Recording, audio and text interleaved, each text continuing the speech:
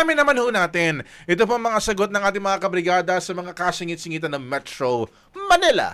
Nasaan nga ba si Brigada Ann Cortez? I-brigada mo! Brigada Live Report. Happy morning mga kabrigada. And syempre sa inyo Brigada Gov and Brigada Ops at dahil for the Monday today ay talaga namang energetic na energetic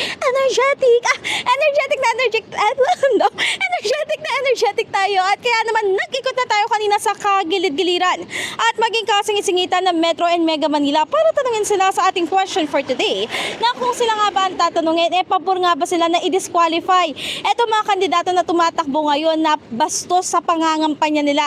At syempre matatandaan natin sa COMELEC, di ba, isa sa mga possible reason kung paano ma-disqualify isang kandidato ay kung hindi tama yung mismo mga qualifications sa kanya. Kunyari meron siya doon na finorgery na hindi naman pala totoo yun, possible siya ma-disqualify at marami pang iba. At nang tanungin naman natin ang ating mga kabrigada na kung sila nga ba ekis talaga sa kanila itong mga talagang bastos, ito ang kanilang kasagutan. Oo, dapat lang. Hindi karapat-dapat yung mga ganyan bagay. Tao kasi dapat sila kagalang-galang dapat yung dating nila, hindi yung bastos yung dating. Kailangan po kasi natin sa bansa na yung marespeto ang tao, magalang. Kapag bastos, paalisin na agad. Paalisin na po, opo, disqualified. Ayaw po kasi masama naman yung influence sa kasi mga sila kandidato sila, dapat official. Pag bastos, syempre, dapat disqualified. Alam naman natin na importante sa Pilipino o sa mga tao na may respeto at pagmamahal sa kapwa. Ngayon, kung bastos, kahit naman sino, di ba? Ayaw nun.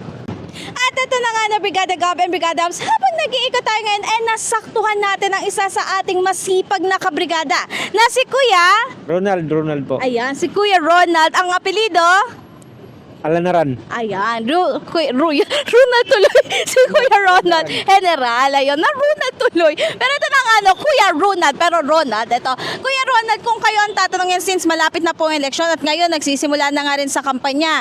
Ito mga kandidato, if ever sir, kayo ba pabor ba kayo na i-disqualify?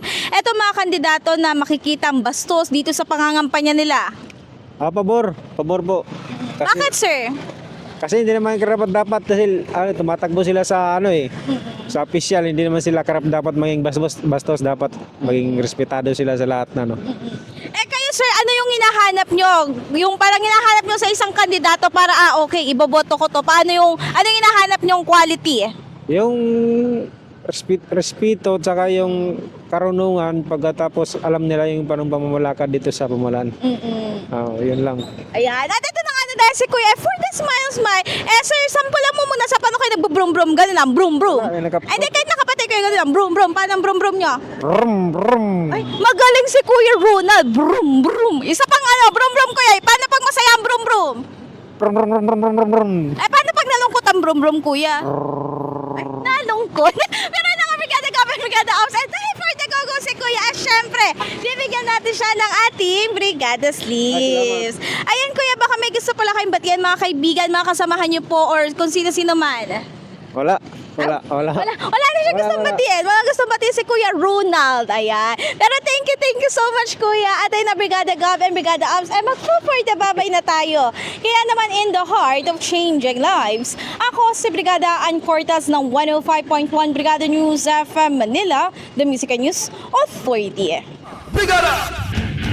Ang bahaging ito ay hatid sa atin ng Guard C Plus with Zinc Capsule. Always protektado ang kalusugan.